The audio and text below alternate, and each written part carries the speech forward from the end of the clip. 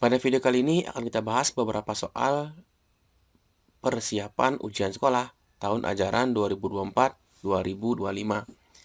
Nah, untuk soal yang pertama kita bahas tentang eksponen, di mana di sini kita diminta menemukan berapakah nilai X yang memenuhi persamaan seperti berikut.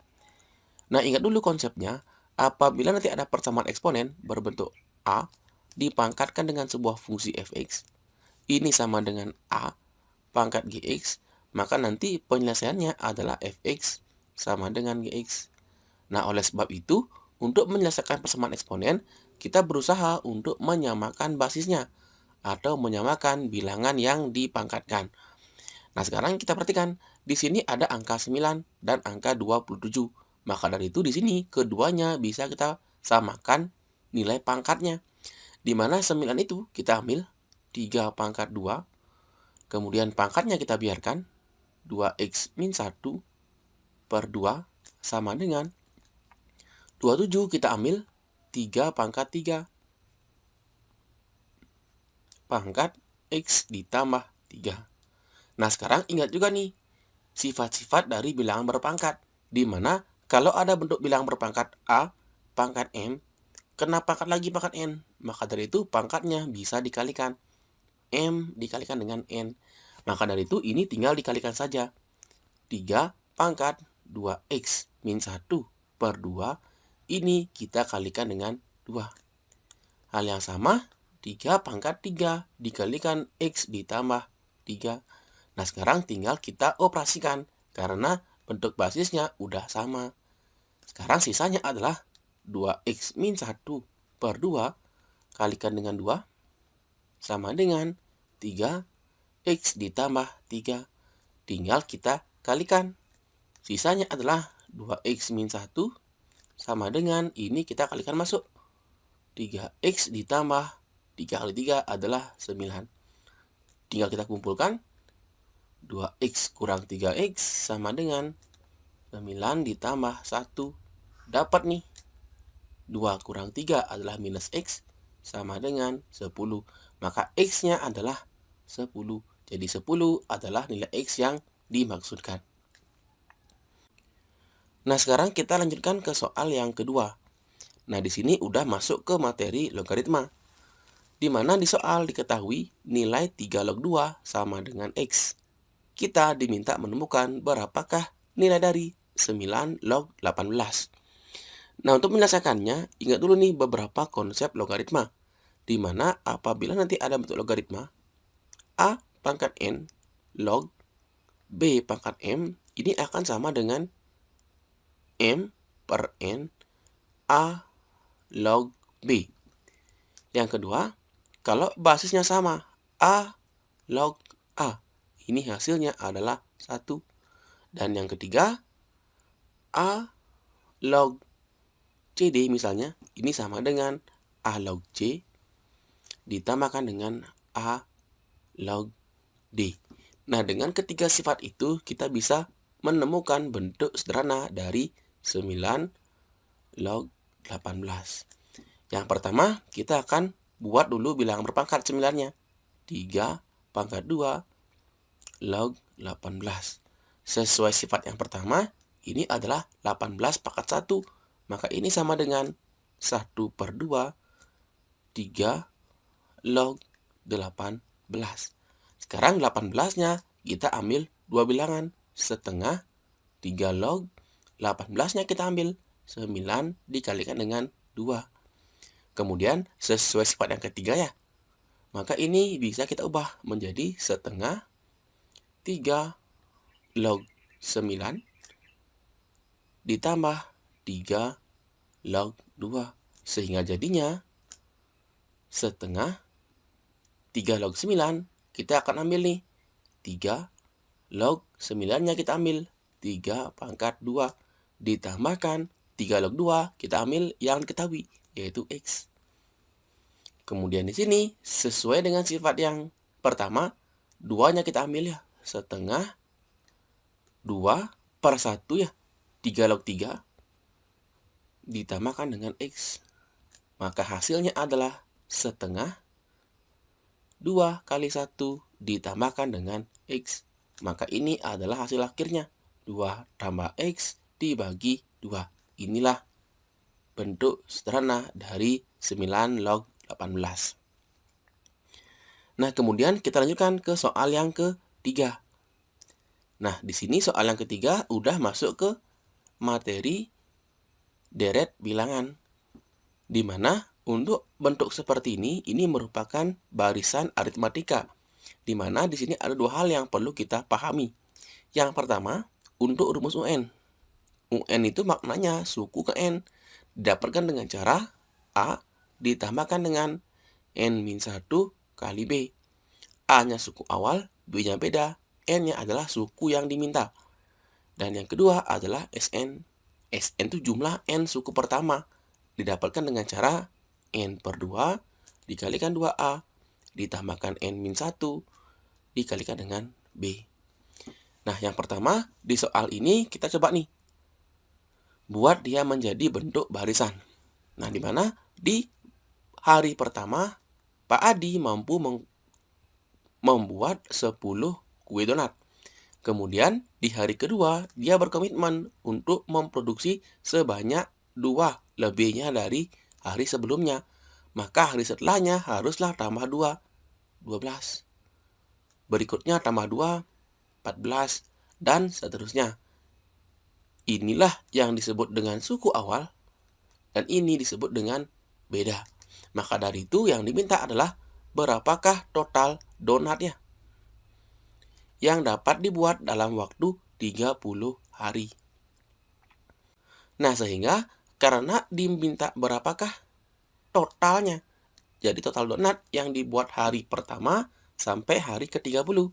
Itu maknanya yang diminta adalah nilai SN-nya atau jumlah N suku pertamanya. Nah, N-nya kita ambil 30. Maka dari itu S30 tinggal kita masukkan rumusnya. N/2 ya. 2A ditambahkan dengan N-1 kalikan B. Ganti nih, N-nya ambil 30/2. 2 kali A-nya ambil ya, 10. Ditambahkan N-nya ambil juga 30 kurang 1. B-nya adalah 2. Tinggal kita kalikan 15. 2 kali 10 ditambah di sini 30 kurang 1. 29 kali 2 adalah 58. Sama dengan 15 dikalikan dengan 78. Jika dikalikan hasilnya adalah 1170 buah donat. Jadi Pak Adi dapat memproduksi 1170 selama 30 hari. Nah, sekarang kita lanjutkan ke soal yang keempat.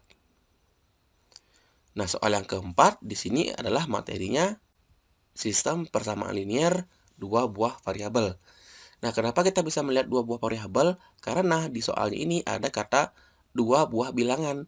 Bilangan inilah nanti dimisalkan dengan variabel X dan variabel Y. Dan ingat, di sini ada dua cara untuk menyelesaikannya. Yang pertama, eliminasi. Dan yang kedua adalah substitusi. Terkadang kita diminta menggunakan campuran kedua metode ini agar dapat menemukan nilai XY secara cepat. Nah, sekarang kita misalkan dua buah bilangan itu adalah X dan Y. Sekarang kita perhatikan. Jika kedua bilangan dijumlahkan, maka menghasilkan nilai 30. Maka ada persamaan yang pertama, X ditambah Y. Bilangan pertama ditambah bilangan kedua sama dengan 30. Terus yang kedua, jika dikurangi X kurang Y sama dengan 15. Nah, karena persamaannya ini bisa diselesaikan dengan metode eliminasi, maka kita gunakan metode eliminasi saja dengan cara menjumlahkan kedua persamaan.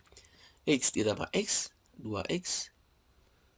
Y ditambah min Y, hilang ya. Sama dengan 30 tambah 15 adalah 45. X-nya sama dengan 45/2. Nah, dengan cara yang sama, X plus Y, 30, X min Y, 15. Kita kurangi. Kalau dikurangi, X kurang X-nya hilang. Y kurang min Y. Y kurang min Y ya. Maka ini akan jadi Y plus Y. Maka sisanya adalah 2Y. Sama dengan 30 kurang 15. adalah 15. Maka Y-nya adalah 15/2. Maka di soalnya yang ditanya adalah berapakah hasilnya jika kedua bilangan dikalikan. Maka diminta adalah X kali Y. X-nya kita ambil 45/2. Y-nya adalah 15/2. Jika dikalikan hasilnya adalah 675/4. Nanti silakan gunakan metode substitusi untuk menyelesaikan soal yang lainnya. Nah, sekarang kita lanjutkan ke soal yang kelima. Nah, untuk soal yang kelima ini kita udah berangkat ke materi persamaan kuadrat. Di sini ingat juga beberapa konsep yang harus kita pahami. Nah, di sini soalnya adalah konsep akar-akar dari persamaan kuadrat. Apabila nanti ada persamaan kuadrat, AX kuadrat ditambah BX ditambah C sama dengan 0, maka dengan teorem Vieta akan dapat nih jumlah kedua akarnya X1 tambah X2 didapatkan dengan cara min B per A. Dan hasil kalinya adalah C per A. Nah, di sini persamaan kuadratnya memiliki akar-akar A dan B. Kita diminta menemukan berapakah nilai dari AB kuadrat ditambah A kuadrat B. Yang pertama, dari persamaan kuadratnya, kita akan dapatkan jumlah dan hasil kali akar-akarnya, di mana A ditambah B, akar yang pertama ditambah akar yang kedua akan sama dengan min B per A. Min B itu adalah variabel atau koefisien X-nya. Di sini koefisien X-nya adalah 2 ya, maka min 2 per A. A-nya adalah koefisien X kuadratnya, yaitu 1 di sini. Maka ini akan sama dengan 2. Yang kedua, hasil kalinya A dikalikan dengan B. Di mana A kali B didapatkan dengan cara C per A. C-nya adalah 1, A-nya juga 1. Maka 1/1 sama dengan 1. Nah, sekarang kita perhatikan bentuk yang ditanyakan. Di mana bentuknya adalah A B kuadrat ditambahkan A kuadrat B.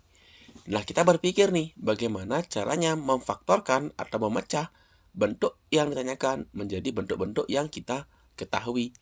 Nah, yang pertama, coba kita keluarkan dulu A-nya. Kalau kita keluarkan A-nya, maka di sini sisanya adalah B kuadrat. Sedangkan di sini sisanya adalah AB. Agar jika dikalikan hasilnya kembali ke awal. A kali B kuadrat, AB kuadrat. A kali AB adalah A kuadrat B. Nah, sekarang kita akan faktorkan lagi sekali dengan mengeluarkan nilai B-nya. A-nya biarkan, B-nya keluarkan. Maka di sini B-nya sisa 1. Di sini hanya sisa A saja. Maka ini akan sama dengan A kali B dikalikan dengan A ditambahkan dengan B. Nah, ini sudah ada nilai yang kita ketahui, di mana hasil kalinya A kali B adalah 1. Dikalikan A tambah B adalah 2. Maka tinggal dikalikan saja. 1 kali 2 sama dengan 2. Inilah jawaban nomor 5. Sekarang kita lanjutkan ke soal nomor 6. Di sini tanah ya. Tanah Pak Adi berbentuk segitiga sembarang dengan titik bodohnya A, B, C. Coba kita buat nih. Tanah Pak Adi berbentuk segitiga dengan titik pojoknya adalah A, B, C. Kemudian panjang AB adalah 5 meter, BC adalah 20 meter. Kemudian sudutnya A, B, C di sini ya adalah 60 derajat. Yang ditanya adalah berapakah luas tanahnya Pak Adi. Nah, di sini kita diberikan bentuk segitiga sembarang dengan sisi pengapitnya ada dan sudutnya ada juga. Kita ketahui nih, apabila nanti ada sebuah segitiga dengan panjang sisinya A, B, C dan sudut apitnya di sini adalah alfa misalnya, di sini beta, di sini gamma, maka nanti luasnya didapatkan dengan cara setengah. Kalau kita ambil sisi AB, maka ambil pengalinya adalah sin di tengah-tengahnya atau sin gamma. Kemudian Kalau diambil setengah AC ya, maka sudutnya adalah beta. Begitu pula kalau BC, setengah BC, maka sinnya adalah alfa. Nah, dengan cara yang sama, maka luasnya adalah setengah. Kita ambil nih AB, dikalikan dengan BC. Sinnya adalah sin ABC. Di sini setengah, AB-nya adalah 5, BC-nya adalah 20, sedangkan sinnya adalah sin 60 derajat. Maka dari itu dapat nih, setengahnya hilang, sisanya 10. 5 kali 10, 50, sin 60, yaitu setengah akar 3. Jika dikalikan sama dengan 25 akar 3. Maka ini adalah luas tanah Pak Adi. Nah, nanti kombinasi soal ini sangat banyak. Misalnya nih, tanah Pak Adi berbentuk gabungan dari sebuah jajar genjang dan sebuah segitiga. Nanti di sini bisa terapkan rumus-rumus yang udah kita pelajari di trigonometri, khususnya di bentuk luas daerahnya. Nah, sekarang kita lanjutkan ke soal yang nomor 7. Di soal nomor 7 kita dihadapkan dengan materi statistika, di mana di sini kita diminta menemukan nilai rata-rata tinggi badan siswa. Nah, di soal diketahui rata-rata tinggi badan siswa putra di kelas A adalah 165 dan siswa putri adalah 158. Jika kedua datanya digabungkan, maka rata-ratanya menjadi 160. Berapakah perbandingan siswa perempuan dan siswa laki-laki dalam kelas tersebut? Nah, ini merupakan konsep dari rata-rata gabungan, di mana X bar gabungan didapatkan dengan cara X bar yang pertama dikalikan dengan jumlah data pertama, ditambahkan dengan rata-rata kedua, dikalikan dengan jumlah data kedua, dibagi dengan jumlah semuanya, atau M ditambahkan dengan N. Di soal ini, bisa dimisalkan X bar satunya adalah yang putra, 165 ya. Ini kita ambil putra. Kemudian yang putri, kita misalkan adalah X bar 2, yaitu 158. Dan jika digabung, ini adalah X bar gabungannya, yaitu 160. Kemudian jumlahnya, yang putra ini adalah M ya, dan yang putri adalah N. Maka dari itu, sesuai rumusnya, tinggal kita masukkan angka-angka sesuai di soalnya. X bar gabungannya adalah 160. Sama dengan X bar satunya, kita ambil 165 dikalikan dengan M. Ditambahkan X bar 2-nya, 158 dikali N, dibagi dengan M ditambahkan dengan N. Nah, sekarang kita perlu kalikan silang. 160 kali M, 160M, ditambahkan 160 kali N, sama dengan 165M, ditambahkan 158N. Nah, sekarang yang variabel sama, kita kumpulkan. N-nya dan N-nya kita kumpulkan. 160 kurang 158 adalah 2N, sama dengan 165 dikurang 160 adalah 5M. Yang ditanya adalah siswa perempuan dan siswa laki-laki. Perempuannya N dan perempuannya adalah M. Yang ditanya adalah N per M. Inilah yang ditanyakan. Maka kita buat ini bentuknya menjadi N per M. 2N sama dengan 5M. Tapi pindahkan M-nya ke sini. 2N per M sama dengan 5. Maka N per M-nya adalah 5 per 2. Sehingga N berbanding M sama dengan 5 berbanding 2. Nah, nanti jika ingin mengerjakan lebih cepat, ada banyak cara cepat yang bisa kalian terapkan. Salah satunya adalah dengan melihat selisih dari rata-ratanya, di mana siswa putra adalah 165, siswa putrinya adalah 158, dan rata-rata keduanya adalah 160. Maka dari itu, di sini tinggal ditemukan berapa selisihnya. Dari putranya selisihnya 5 dan putrinya adalah 2. Maka di sini yang diminta adalah berapakah putri berbanding putranya. Maka tinggal dikali silang aja. Putrinya 5 putranya 2 atau 5 berbanding 2 akan menghasilkan nilai yang sama ya. Nah, sekarang kita lanjutkan ke soal yang ke-8. Nah, di sini udah kita masuk ke materi peluang. Kita diminta untuk menemukan peluang dari pelemparan 2 buah dadu. Di mana di sini dadu akan dilempar 2 buah. Maka coba temukan peluang munculnya angka prima. Ingat di sini kalau misalnya dia dilempar 2 buah dadu, maka peluangnya ada sebanyak 36. Dadu pertama 1 2 3 4 5 6. Dadu yang kedua juga sama ya. 2 4 5 6. Ini bisa kita buat dalam bentuk tabel. Coba kita buat ya biar lebih jelas.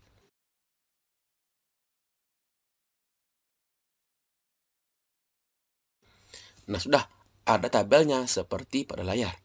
Di sini peluang munculnya angka prima. Jadi primanya ini salah satu. Mungkin dadu pertama, mungkin juga dadu yang kedua. Nah, karena salah satunya yang muncul itu dihitung, maka peluang munculnya angka prima adalah ini ya. Mungkin munculnya angka 2, 3, ataupun 5. Untuk dadu yang pertama, itu akan muncul di sini ya semuanya. 5, 6. Di sini semua juga. Di sini pun sama. Karena salah satu ya. Misalnya di sini, ini muncul 5 dan 6.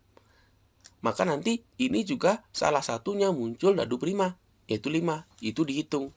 Jadi dadu pertama ada sebanyak 18. Kemudian dadu yang kedua, di sini ada yang beririsan.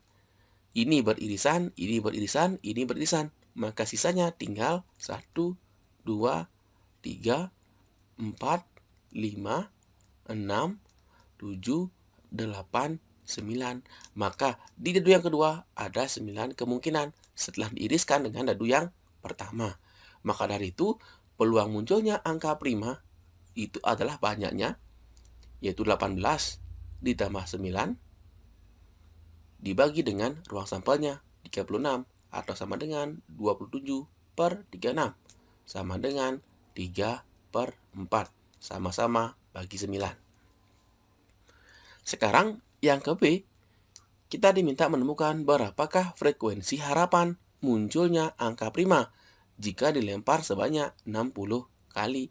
Maka peluang harapannya, primanya adalah tinggal mengalihkan saja. Peluang muncul primanya dikalikan dengan banyak kali lemparannya. Kita sederhanakan, 60 bagi 4 adalah 15. 15 kali 3 adalah 45. Kemungkinan munculnya angka prima jika kondisinya seperti di soal yang nomor 8. Sekarang kita lanjutkan ke soal nomor 9. Nah, di sini kita dihadapkan dengan soal fungsi. Soal fungsi ingat, kalau ada bentuk G, O, F, maka ini maknanya masukkan F ke G. Kalau F, O, G, balik aja, masukkan G ke F. Di soal, kita diminta menemukan GOF2. Nah, ini ada dua cara untuk menemukannya. Yang pertama, kita gunakan cara yang simpel saja. GOF2 itu memiliki makna GF2. Di mana kita harus temukan berapakah nilai F2. Di mana nilai F2-nya adalah, masukkan nih 2 ke X-nya. Ke X di F-nya. 2 kalikan dengan 2 dikurangi 3 sama dengan 1. Ini nilai F2-nya. Maka tinggal dicari. G, F2-nya adalah 1. Tinggal dimasukkan 1 ke G-nya. 1 kuadrat, 1 dikurangi 1 ditambah 5. Ini hasilnya adalah 5. Bisa menggunakan cara yang pertama. Atau boleh juga kita cari dulu GOF-nya. GOF. Masukkan F ke G. Masukkan F ke G ya. G-nya di sini ada X kuadrat. Maka tinggal ganti dengan F kuadrat dikurangi X lagi ya. Ganti F ditambahkan dengan 5. Nah, sekarang tinggal dikuadratkan. Di mana hasilnya adalah 4X kuadrat dikurangi 12X ditambah 9 kalikan masuk min 2X plus 3 ditambah 5 sama dengan 4X kuadrat min 14X XX saya. Kemudian bilangannya 9 tambah 3 tambah 5 adalah 17. Maka GOF2 tinggal diganti X-nya dengan 2. Maka hasilnya 4 kali 2 kuadrat dikurangi 14 kali 2 ditambahkan dengan 17. 4 kali 2 kuadrat adalah 4 ya. Maka 4 kali 4 16 dikurangi 28 ditambahkan dengan 17. Maka ini pun hasilnya adalah 5. Maka dengan cara apapun akan menghasilkan nilai yang sama. Nah, sekarang kita lanjutkan lagi ke soal yang nomor 10. Nah, soal yang nomor 10, kita diminta menemukan garis singgung lingkaran yang berpusat di 1,2 melalui titik 3,5 dan gradiennya sebesar 1.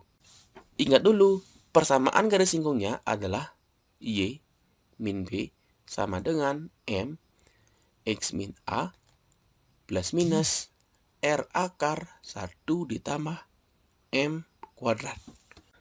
A dan B itu adalah pusatnya, R adalah jari-jarinya, dan M adalah gradiennya. Sehingga di soalnya gradiennya sudah ada, min 1. Kemudian pusatnya udah ada, 1,2. Yang belum ada adalah R-nya. R-nya didapatkan dengan cara jarak antar pusat ke salah satu titik yang dilalui. Misalnya nih, ada sebuah lingkaran, ini pusatnya, ini titik yang dilalui. Misalnya pusatnya X1, Y1, ini X2, Y2. Maka inilah R-nya, di mana R-nya itu didapatkan dengan rumus Pitagoras.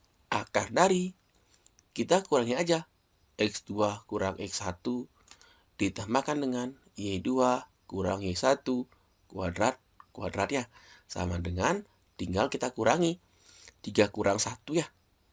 3 kurang 1 kuadrat ditambahkan 5 kurang 2 kuadrat.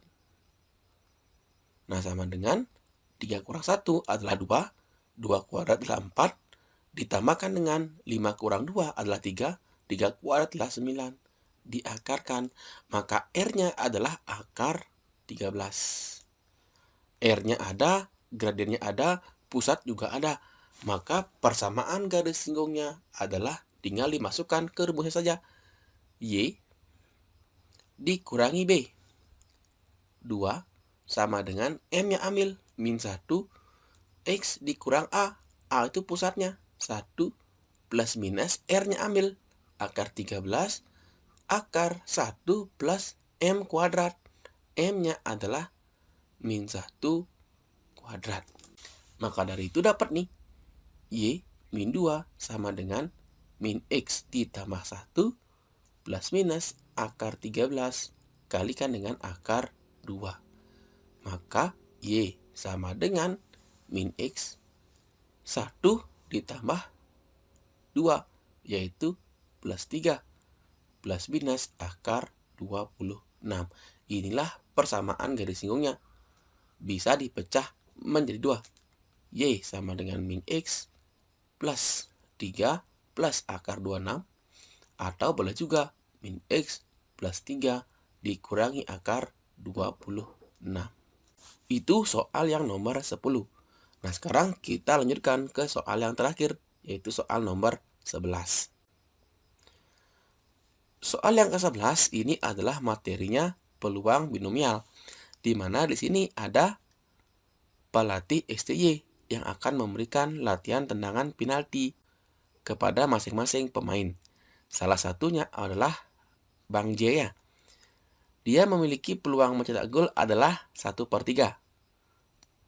Dan dia diminta mengeksekusi sebanyak 5 kali. Berapakah peluang golnya? Sebanyak 4 kali. Kita ketahui, kalau di peluang binomial didapatkan dengan cara kombinasi NR, P pangkat R, Q pangkat N kurang R. P-nya adalah peluang berhasil, Q-nya peluang gagalnya. N-nya itu adalah total tembakan, R-nya itu adalah peluang berhasilnya. Di mana nilai P-nya itu adalah peluang berhasilnya 1/3. Sedangkan peluang gagalnya didapatkan dengan cara 1 dikurangi peluang berhasilnya 1/3. Sama dengan ini kita samakan penyebut. 3/3 kurang 1/3 sama dengan 2/3. Maka tinggal dimasukkan kombinasi N-nya banyak lemparan atau banyak tendangan 5. R itu banyak berhasilnya, Q adalah peluang berhasilnya, pangkatkan dengan 4 ya R-nya. Kemudian Q-nya peluang gagalnya 2/3 pangkat N kurang R. Maka ini nilainya 5 faktorial bagi dengan 5 kurang 4 ya, 1 faktorial dikalikan dengan R faktorial, 4 faktorial. Ini 1 pangkat 4 per 3 pangkat 4 dikalikan dengan 2 pangkat 1 per 3 pangkat 1. 5 faktorial kita pecah. 5 kali 4 faktorial. Di bawahnya 4 faktorial dikalikan dengan 1 kali 2, 2 ya, per 3 pangkat 4 kali 3 pangkat 1. Maka pangkatnya dijumlahkan. 3 pangkat 5 sama dengan 4 faktorialnya hilangkan. 5 kali 2 adalah 10 per 3 pangkat 5. Atau 10 per 243. Nah, silakan dipelajari dan dipahami bagaimana cara penyelesaian dan bagaimana konsep-konsep dasarnya sehingga nanti pada saat ujian dapat menjawab soal dengan maksimal. Nah, untuk itu silakan simak dan dipahami. Akhir kata, diucapkan terima kasih dan sampai jumpa di video selanjutnya.